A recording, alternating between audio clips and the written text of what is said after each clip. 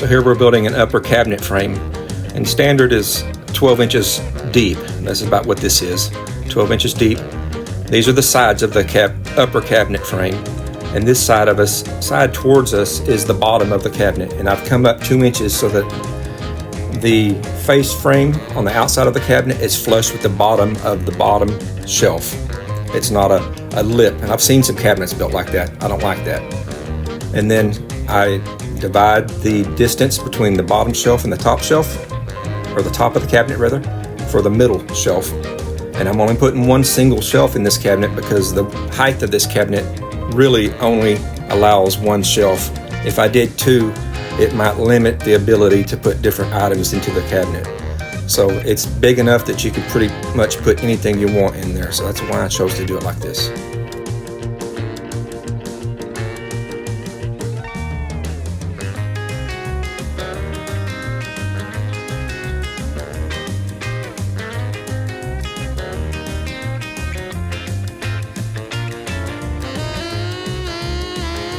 Let's nail this upper cabinet together.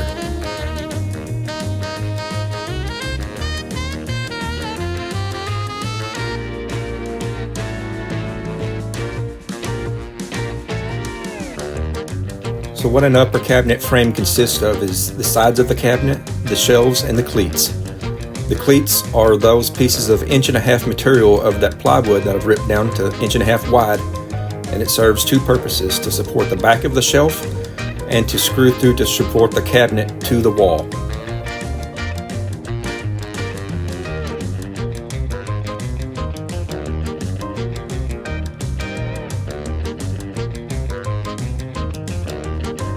And the tool we use to nail the cabinets together, doing the framing there, is just a finish nailer. And they come in 16 and 18 gauges. That's usually what you would use to do that with. It's just a wire pin that shoots into the wood there and connects them together.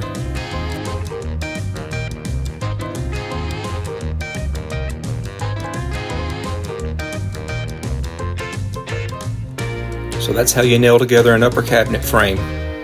Now we put the face frame onto that and the doors to the face frame.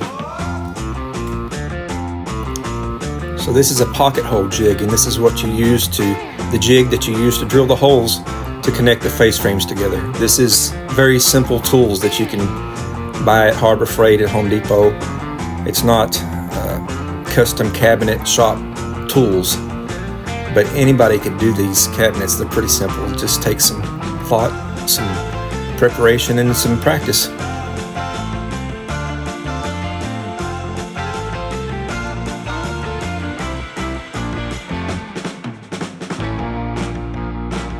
So in a cabinet shop, I would have a table that would have a hydraulic foot that you pull this lever and it pounds it down and holds those perfect level together. I don't have that. I'm just building these in the next room. So we're doing what we can with what we have, just very simple, cheap tools. That pocket jig there costs about $30. The jig for drilling the hidden hinges on the doors, I think was like $40, $50. I can't really remember, but that's the first time I used it. It was very helpful. So I'm just going to tack these face frames on for temporary, because I'm going to pull them back off. I don't want to spray the paint on the face frames while they're connected to the base, because at the inside of the cabinets I'm not going to paint. So like on the drawer, the set of drawers right there, the inside of it doesn't matter if it gets painted on. I'm leaving that. I nailed that on completely. But the rest of the cabinets, the face frames, I just tacked on. And I'm going to pull those back off because, like I said, I'm just dry fitting these cabinets, making sure everything looks good and I'm happy with how it's set up. So I learned a lesson here that I'll share with you. Never buy a router table that has an MDF top unless you're planning on taking very good care of it, because if it gets any moisture on it, it's ruined. It's got to be perfectly level. See, that table top swelled up, so I had to rig this deal here to be able to get these cabinets done, because I couldn't find a router table anywhere. I looked everywhere. I couldn't find one anywhere. I ended up ordering one online, and it's all aluminum. So if you order one, or if you buy one that's all aluminum. Spend the extra whatever it costs to do that. Now I'm making face frames here for the drawers. I didn't record me making the doors, but it's the exact same scenario that you do the doors with. It's for these shaker style cabinets, shaker style doors. There's a router bit set. It's two router bits that you use on the router table. They're out the sides and they're out the top. You connect them together just like this. Sand them down and you're ready to go. So here we're set up to shoot the paint on these cabinet face frames. It's nice to have a room inside the house that we could do this, so we could separate the face frames from the cabinets instead of having to tape everything off to protect the insides of the cabinets that we didn't want to get paint on.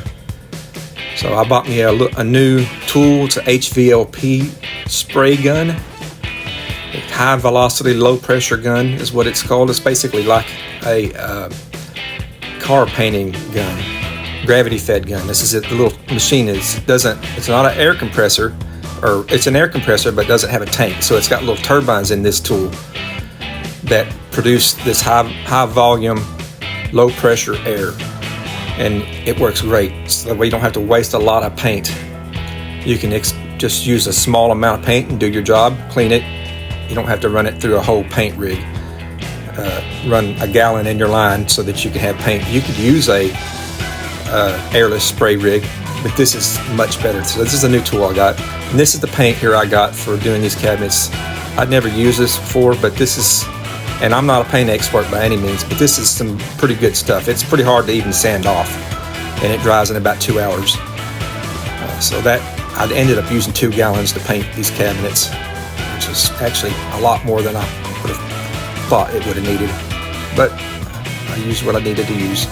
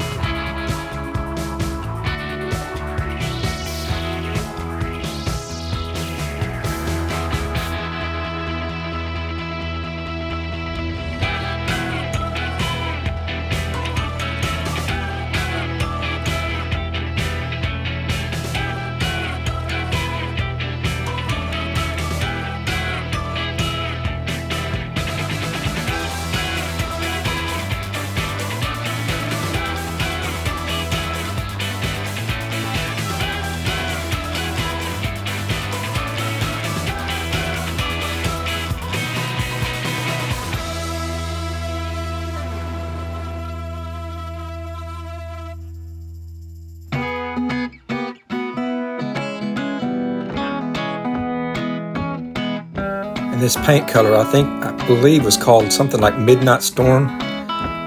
I really like how it turned out myself. I like how the colors that we've chosen for the tile and for the granite tile countertops that I've made, it all kind of blended well. I think it looks nice.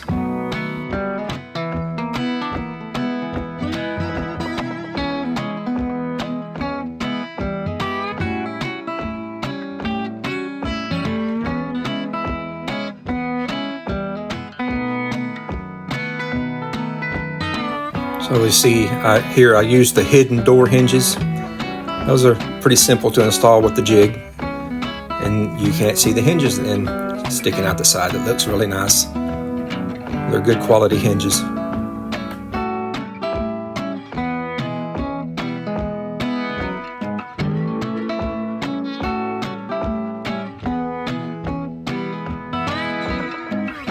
So I've got the backsplash installed now, the granite countertop tile,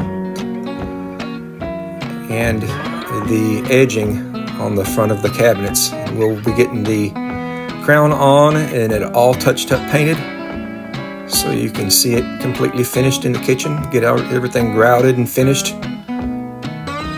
And I just use simple crown molding up there, and that stuff is high dollar. It's crazy how much that stuff costs. Just a little piece of wood.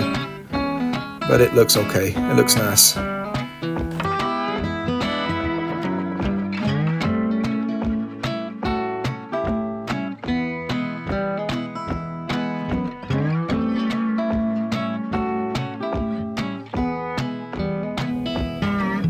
I'm happy with how it all turned out. I think it looks beautiful for just doing it right there in the next room. Turned out pretty good. So now that we got the cabinets built, we're going to install the flooring. It's a laminate flooring. It's made in Germany. For the price, it appeared to be the better quality. I wanted to get one that was waterproof, and this is waterproof, not water resistant. It costed a little bit more for that. I really don't like laminate flooring at all. If I had my choice, I would lay down wood floor. But to do this house, there's just not enough money to put that kind of material in it. That's why I use granite tile instead of a granite slab on the countertop. There's just not enough money, especially in this little town. If it was in a bigger town, I would probably would use a little bit nicer. I would use a granite slab for one thing, yes, and probably upgrade the flooring in some way. But this is, for what it is, this is pretty good quality flooring, or it is good quality flooring. For it fits what this house requires to have in it, and it's good. It should last a long time. It's got the underlayment already on it, and I like the gray. I think it's kind of calming. The gray with the gray walls and the white trim. And the cabinets are kind of a calming color to me too. I like them.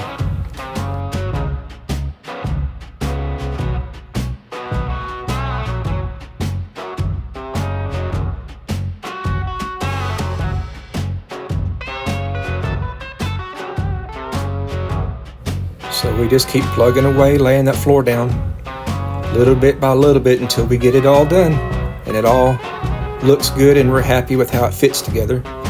It's just work. It's just a bunch of work, but it's fun though. I enjoy doing it.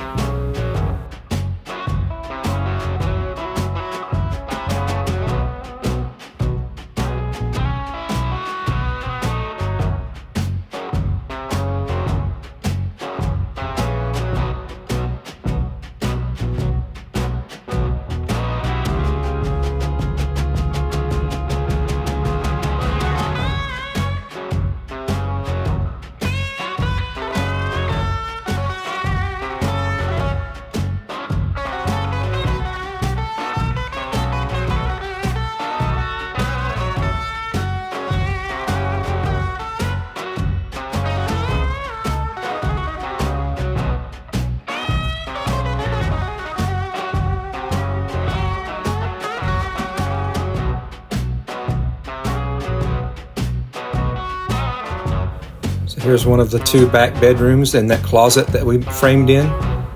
This is on the vaulted ceiling side, where this is where that ceiling was 7 foot tall when we originally began.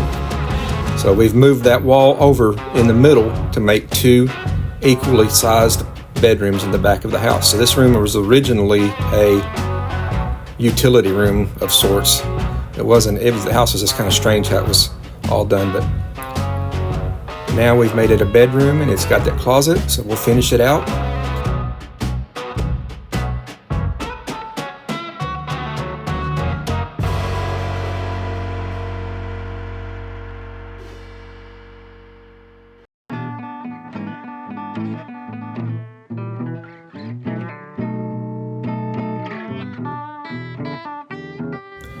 And here's the other side bedroom. This is a flat ceiling on it, and it ended up being 10 foot tall ceilings on both of these back two bedrooms since we were able to reframe it. And there is the other closet. Now there's a closet to the left side of that closet that's a closet in the master bathroom too. I didn't ever show you that. And when I did the trim on this house, I wanted to use wood casing, real wood casing on the insides of the windows, not MDF, wood. And I didn't want to, like these new homes have, they sheetrock around the window frames. I didn't want to do that either. This is much easier to do too, and I like it a lot better. I think it survives the elements a lot better than the other two options. So we're just doing the casing around the doors, and then we'll do the base after we do the casing around the doors and the windows, and then we will paint it, and we'll be pretty much done with the inside of the house.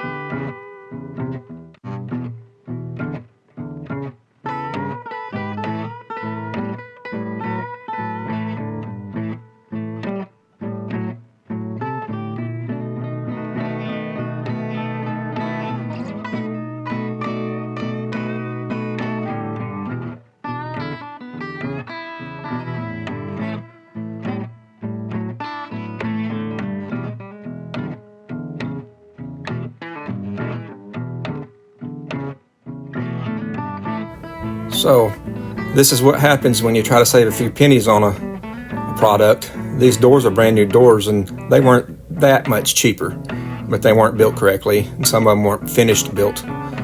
So that's what ends up happening. You end up having to repair some things. You have to be prepared for that. I won't do this again. I'll end up going through a bigger manufacturer.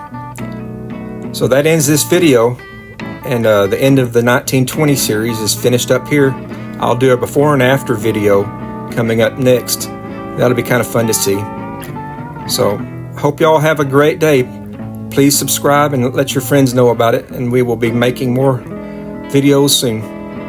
Bye-bye, y'all.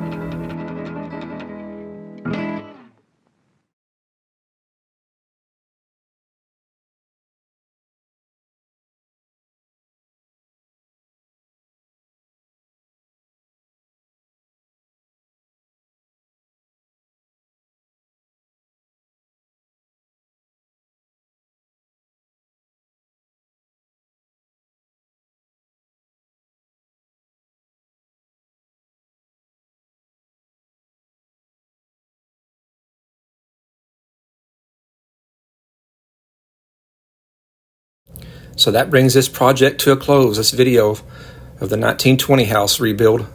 I'll make another video of just the before and after shots. That'll be kind of fun to do. And then I have another set of videos coming out soon. We'll be tearing down an old carport and redesigning it and rebuilding it. So stay tuned and watch that, please, too. Thanks for watching. Y'all have a great day.